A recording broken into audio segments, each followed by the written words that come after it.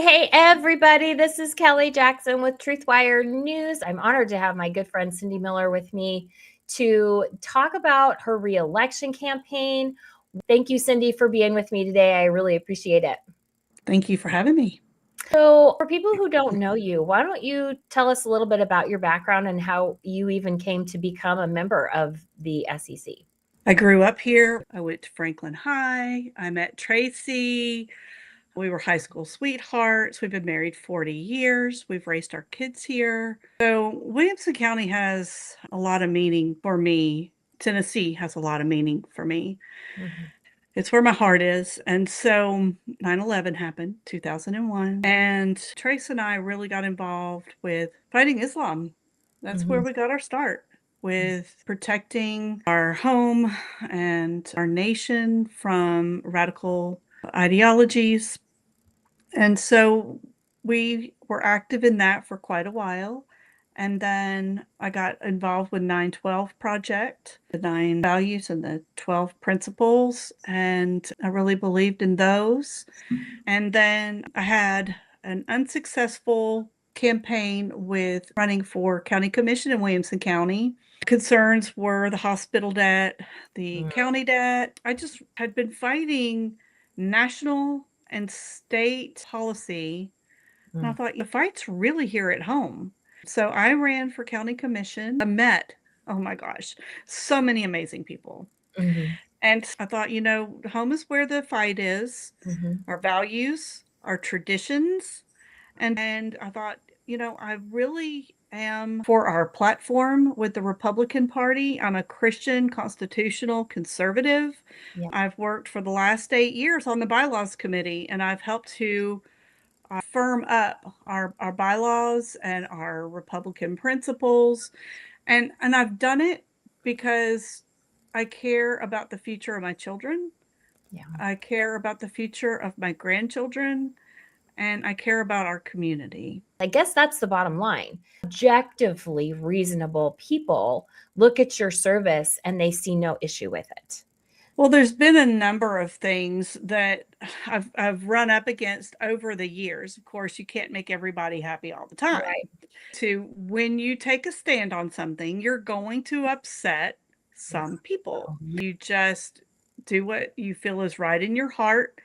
You weigh the issue, and then you make the best decision that you can based on what you are provided. Yeah. The Republican women of Williamson County. Let's just start there. Yeah. That group is really special. And the women in that group are amazing.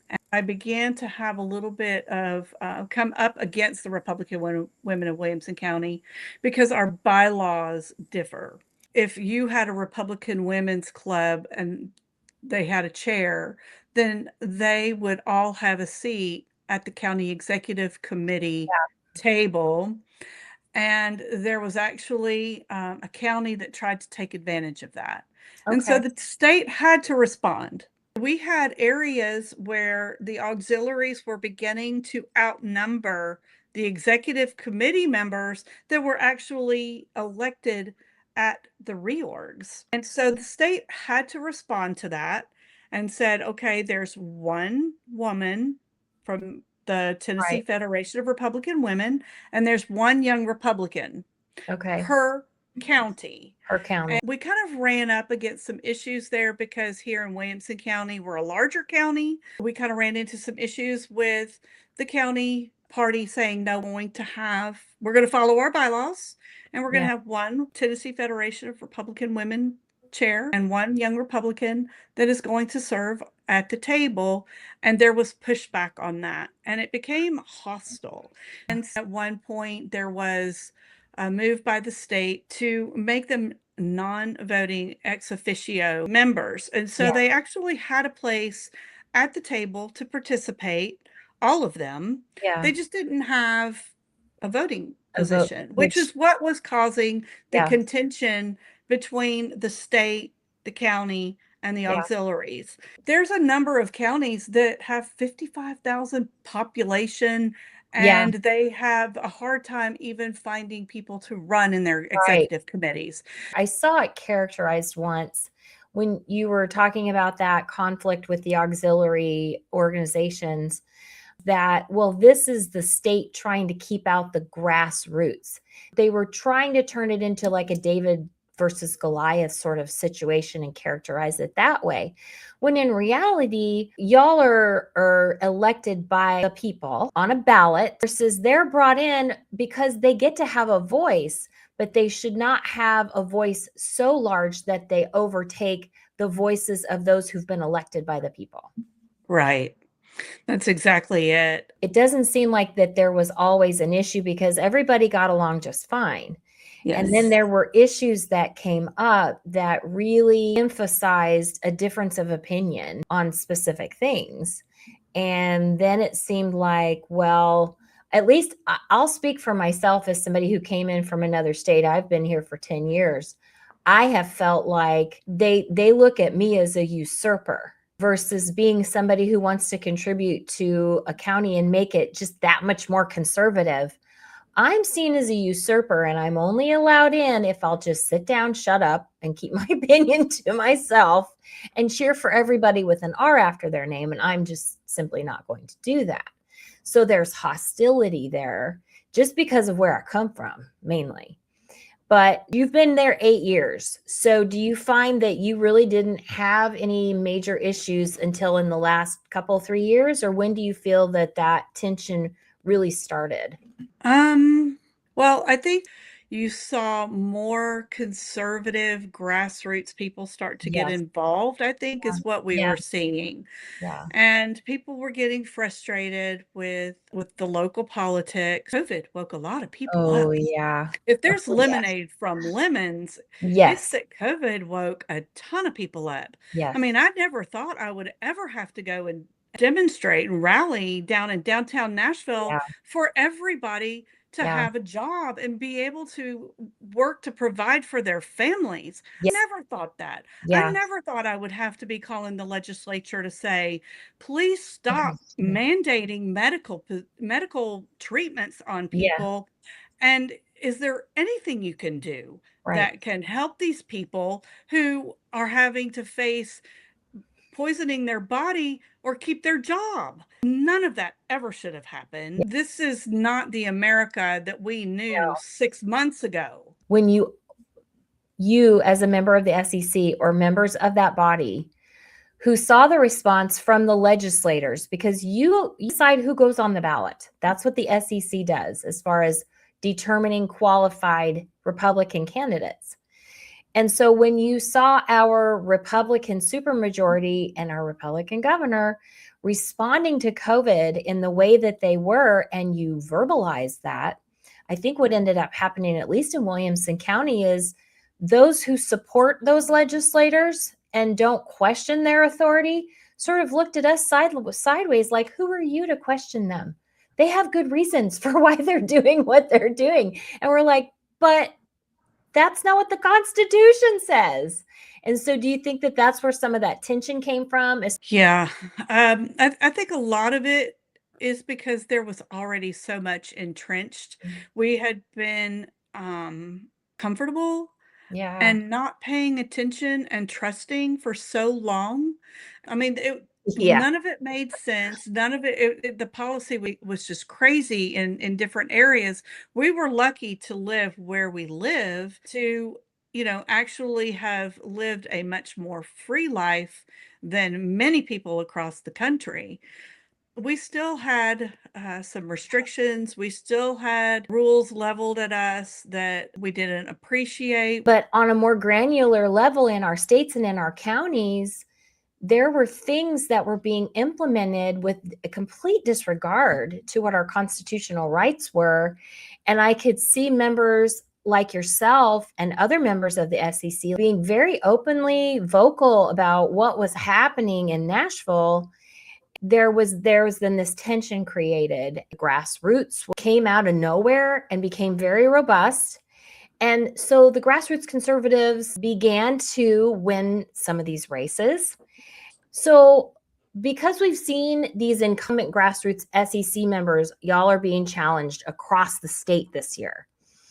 Why do you think these races have become so competitive all of a sudden? As you said, you haven't really been contested until this year.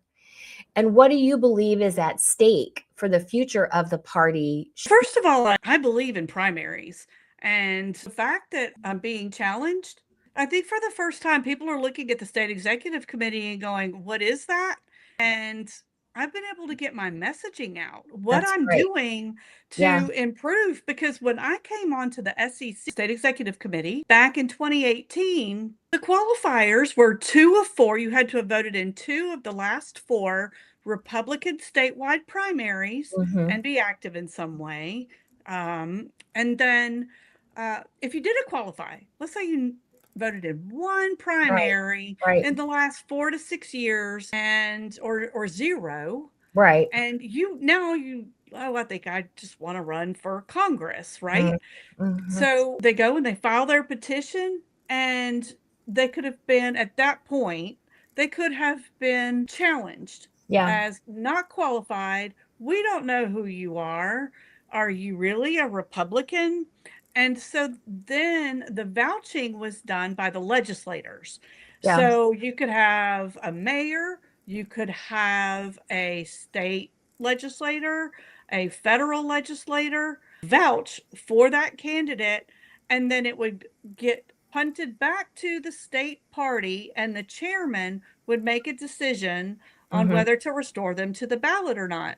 Yeah. I felt like this was the fox watching the hen house. So I felt like that really needed to change. And it's taken the last 8 years to really firm up our rules. Yeah. So you hear so for newbies, because there are people new to our state, and as you just mentioned, we do have primaries, but they're still wide open.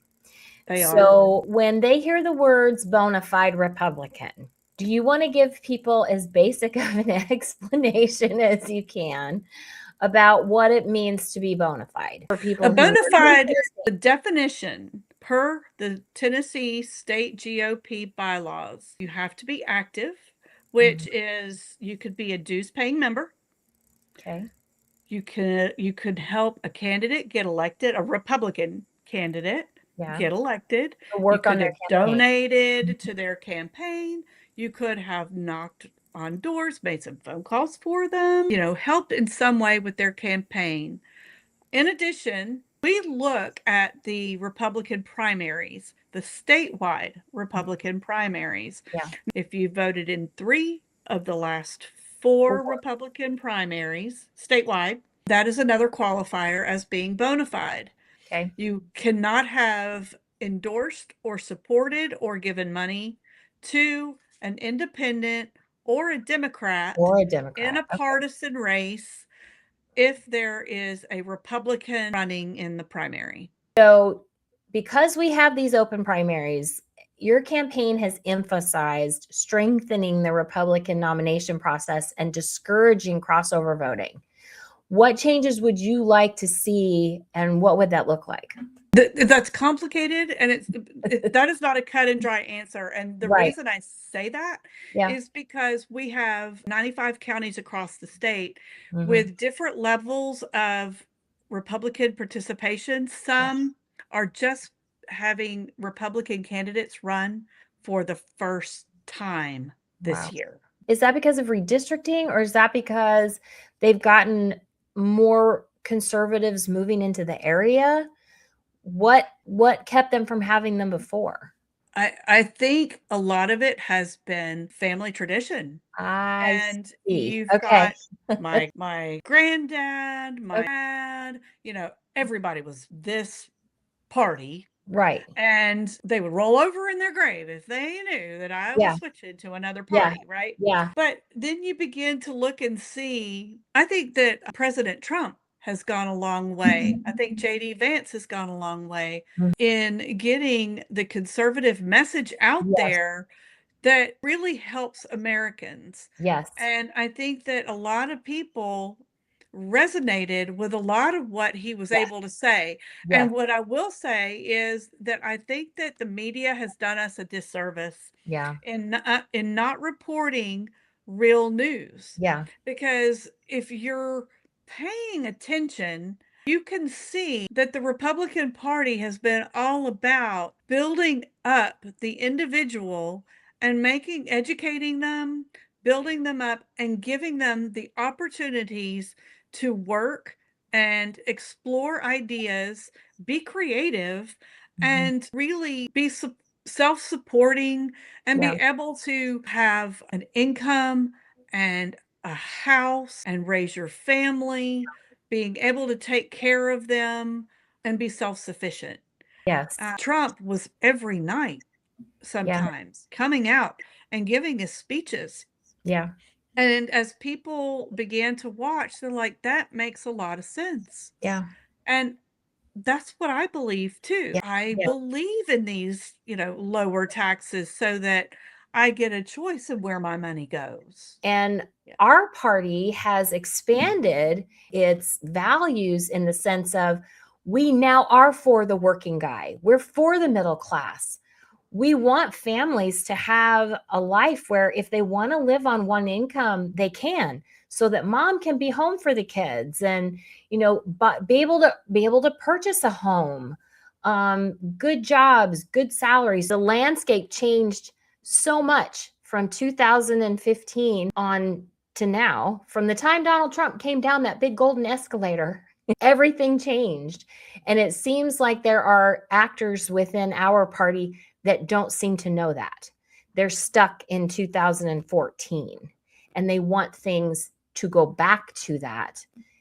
So it's helpful to have people who think like you and Chris and Brad and the others to be in our body that helps shape and formulate the policies. So where the national went a little bit weaker and a little bit watered down, the state of Tennessee GOP, and I participated in that, we worked together and we firmed up our platform here in Tennessee so that we maintain our traditions, Yeah. our culture, our principles, to be pro-life, to be pro-Second Amendment, to, all those things that we've embraced before. The reason I've rolled up my sleeves and Mm-hmm. gone to work Mm-hmm. to engage in the dialogue that's necessary to work on the bylaws, to help develop the rules, Yeah. to keep us with those more traditional Christian constitutional values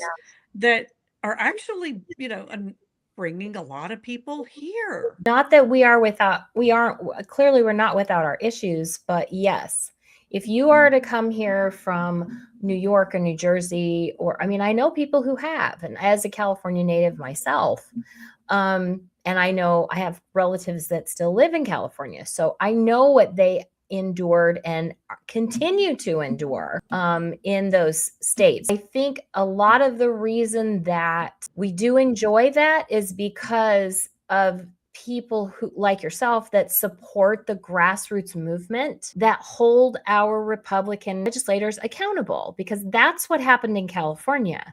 The Republicans, when I grew up in California, it was a red state. And what happened over time is you had these Republican legislators that basically they were in it for themselves. So long as they were getting the concessions that they required, they were completely willing to sell off pieces of their authority to the Democrats, which that's what ended up happening. And slowly over time, the demoralization of these Republican voters getting promises made, and then you go and vote for them, and then they kind of go, well, guess what? It doesn't really work that way. Sorry, you guys. Over time, they lost control of the state, and eventually now it's just so blue. I don't even know how many Republicans are in the state house. Now, the opposite happened here, where 20 years ago, the Tea Party really, they flipped our state red. So we're kind of baby Republicans here insofar as our supermajority. And I think that to have people that are representing within our party, like yourself, that can stay seated and help guide the policy making for the state party to keep moving us in the right direction. I think that that's key. It's why I serve. It's why I stick my neck out every Yeah. day.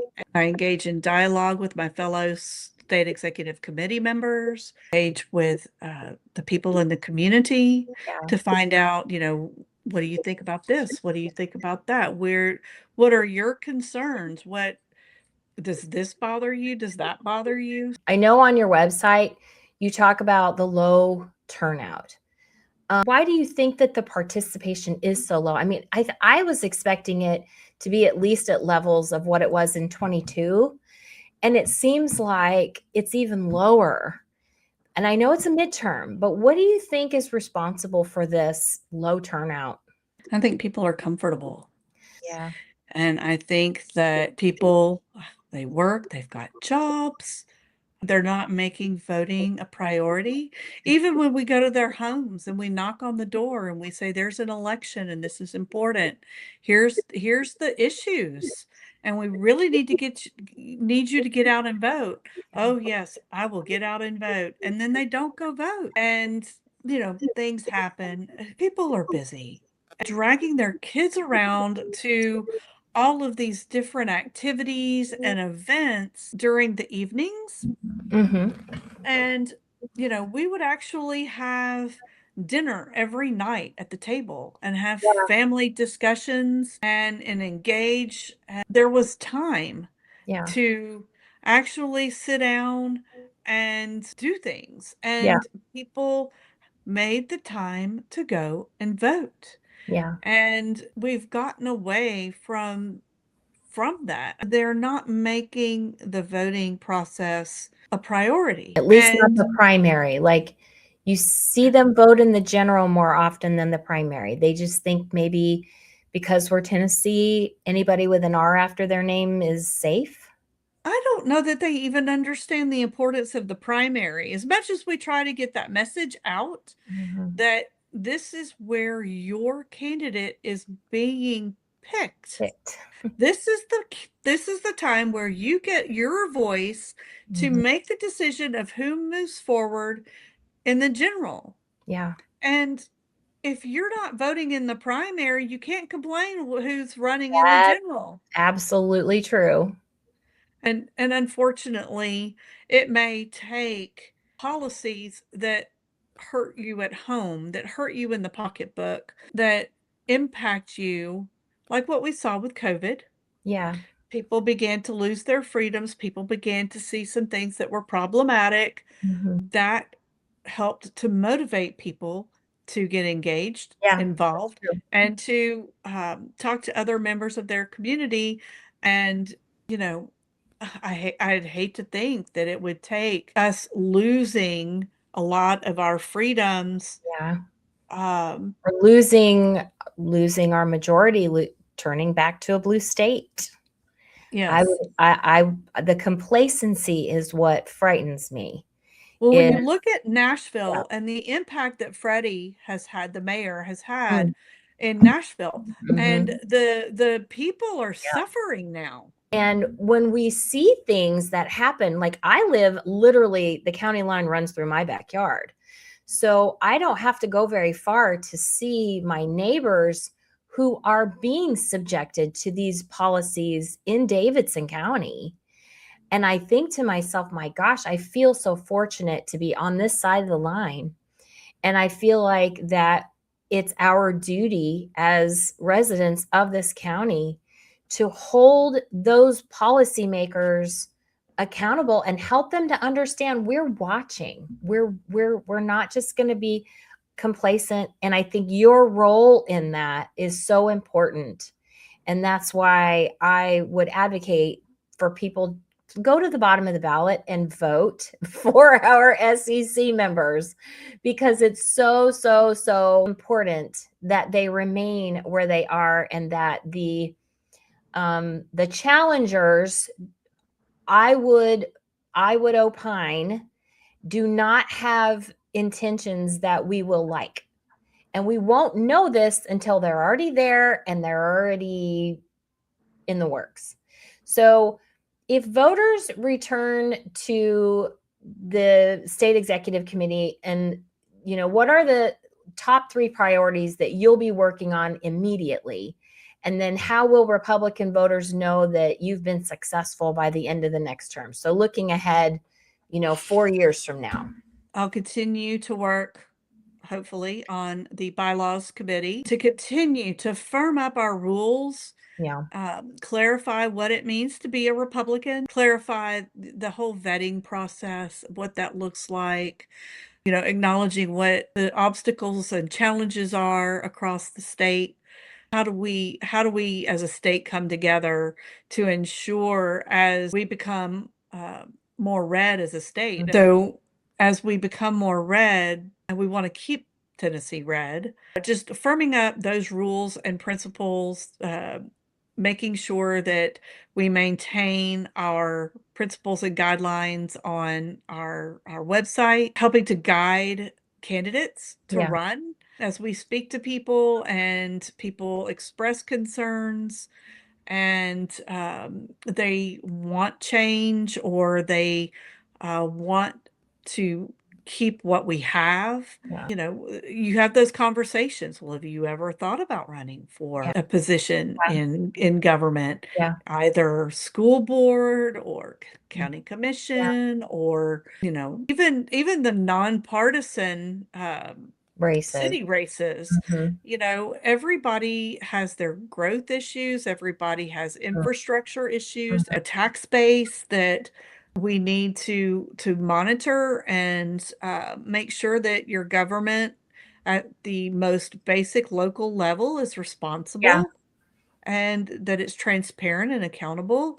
And so, um, part of what I do is to speak to people in the community, Yeah. and then if they're not interested in running, get engaged Yeah. and volunteer with the county party, help our candidates to get elected, help defeat the Democrats that are wanting to get in Yeah. and begin to make our state purple and Yeah. then blue. Continue to push for party registration in a primary. We need to keep Democrats out of our primary. It's insane that a Democrat could go and pull a Yep. Republican ballot today and Yep. vote for the board of the Tennessee Republican Party. Yep. So we have got to stop party crossover voting. Yeah. And so those are all things that I will continue to work on Yeah. um, as over the next 4 years. Should the state party decide, you know what, we're just going to close the primaries. They're closed now. We're declaring them closed. And then the state, of course, would step in and say, no, no, no, you can't do that. And then the state GOP would say, well, yes, we can. And then, of course, a lawsuit would be the result. Ken Paxton is doing that right now in his own state. Would that be something that you could see supported within the body more than not supported? I'm not sure. Chris There's said 60, about 50-50. That was Chris's answer, was about 50-50. Yeah. and so we don't know what the state executive committee is going to look like Yeah. for the next 4 years. Yeah. So um, that will be interesting to kind Yeah. of see and take a pulse Yeah. Yeah. of how people feel coming into this next Yeah. term. So a final question for you. If someone is still undecided, what would your pitch be? Why should they reelect Cyndi Miller for the SEC seat for District 27? I'm a Christian constitutional conservative. My compass is God, Mhm. and I serve Him. All my decisions are based um, on that, looking up. Um,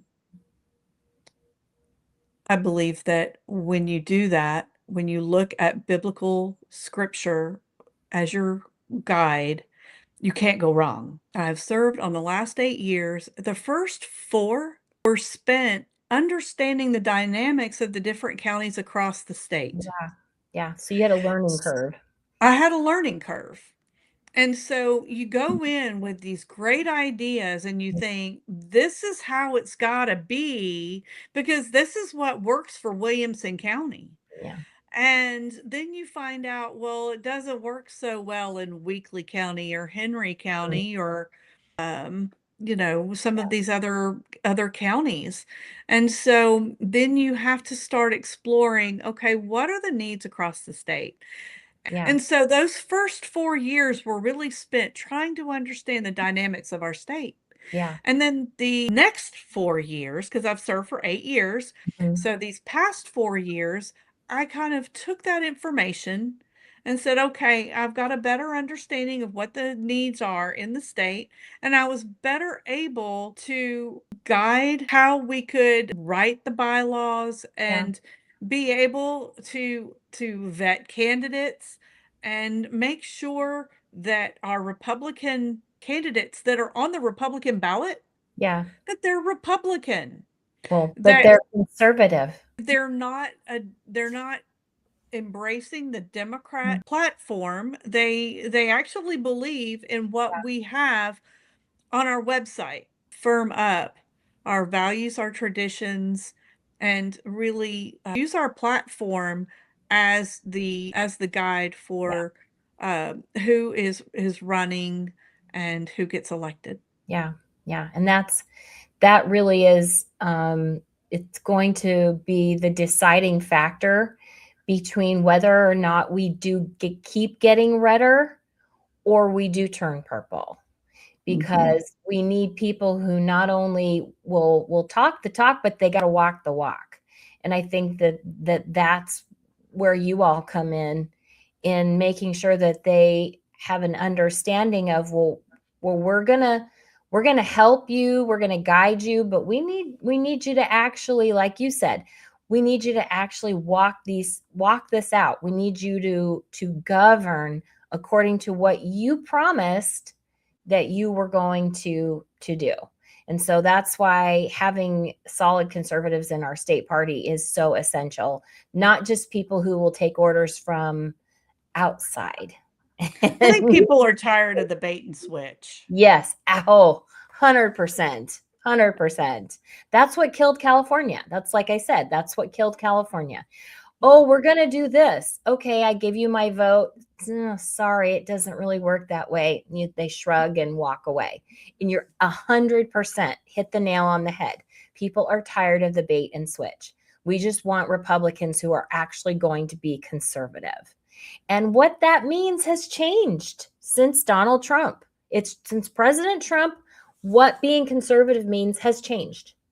And I think that's where the rubber meets the road, is when, not putting your face on a flyer and just sending it around next to President Trump, and then going and getting the seat, and then you don't actually live out those values.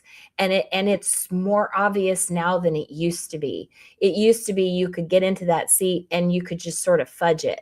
You can't do that anymore. You can't do that anymore. People see it now because, like you said, more people are awake and they're Yeah, more they're aware. paying attention. Yeah, I do want to ask you something though, because you met the president. I do want to ask you about that really quickly. So, what was that like? How long did you get a chance to chat with him? What was it like meeting the president?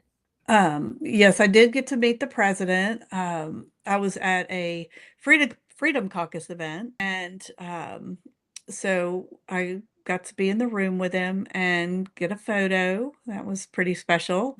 Mm. And Casey and I got to speak with him for just a couple of minutes before there were others that were, wanting to speak with him too. So, um, but he's a very genuine man.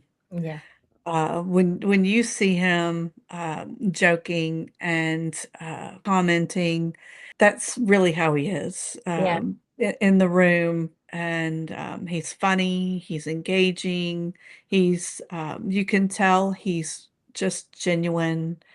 And it was an amazing experience to really get to meet him and speak Mhm. to him and Yeah. experience meeting the president. Yeah. Yeah. If I had, all I'd need is 5 minutes. I have so much, but I would have it ready and packaged, and I just would And need 5 minutes. yeah, we had like two, Yeah. and Yeah. Yeah. yeah, Yeah. so but it was Well, amazing. so Cyndi, thank you so much for being with me today. I think that people really had an opportunity to see your heart and to understand your mission and what your vision is for our party in Tennessee and the state, and basically having the ability to conserve the values that we all treasure, so much, especially here in Williamson County. So thank you so much for being with me today. Before we go, I want you to tell people where they can get a hold of you, where they can donate, where they can get in touch. Give me your socials and all that good stuff. Thank you. My website is Vote Cyndi Miller, so it's VOTECYNDIMILLER.com. Okay. So that's my website. I've got tons of information there. I've got videos, testimonies. I've got my socials. You could click right in. You can make a donation right there at the top of the right corner of the page. I've got a donation button, and so yeah, I would really love to earn your vote. Yeah. Check it out and And you're on look and see. Facebook too. I'm What? on Facebook and Yeah. Instagram. Yeah. And so vote Cyndi Miller. Okay. So you just have to remember that I spell my name a little different, Yep. Cyndi. And so, yes, and I actually am quite active on social media, Yes. posting thoughts and ideas, and Yeah. I've got the times and locations and dates of the voting that's going on now. I apologize for the way that I look. I've been at the polls, and It's I've come hot into outside. Yeah. yeah, well, it's not as bad as yesterday. I think it was over 100 degrees yesterday, and it's in the 80s today, so I'll Yeah. take it. That's a gift. But, yeah, I thank you for the opportunity. I've Yes. popped in between polls. Come and see me. I've been in between the Brentwood, the, rec center, Franklin Rec Center, and the election office, holding signs, and then I'll pop over to the different ones every now and then. But come see us, come get a sign for your yard, Yep. make a donation. I'm still having to campaign here. I've got a large amount of money going against me here, Oh, yeah. so Just, in fact, I'll just plug my article that I published yesterday on TruthWire News about this big secret new PAC that is just absolutely funneling money to the opponents of Cyndi and Chris Morris and Brad Lytle. And I think there's one other. And Anita Taylor over in East Tennessee, yes, she's being targeted. yes, yes, Um, yes. out of a little office in Knoxville. Yeah, out of a little office in Knoxville. And who incorporated it is in my article. So go to truthwirenews.com. I just published it yesterday, and it's connected to very, very elevated Republicans in our party. So basically establishment. It's establishment Republicans with a lot of money and a lot of connections. And now they've decided they want to control the SEC. So vote for Cyndi Miller, vote for Chris Morris, vote for Brad Lytle, and we will see you again next time. On probably I'll be doing another interview tomorrow and probably the next day, so that we can make sure we give our good grassroots conservatives candidates a platform and that they can get their message out. So thank you again, Cyndi, so much. Thank you, Kelly. And I just love you guys. Go to truthwirenews.com, subscribe. Price of admission is just your email address. Go to the YouTube channel for TruthWire News. And then I also have a national channel called Still Not Canceled on YouTube if you want to check that out. So love you guys. See you next time and have a great day. Bye-bye.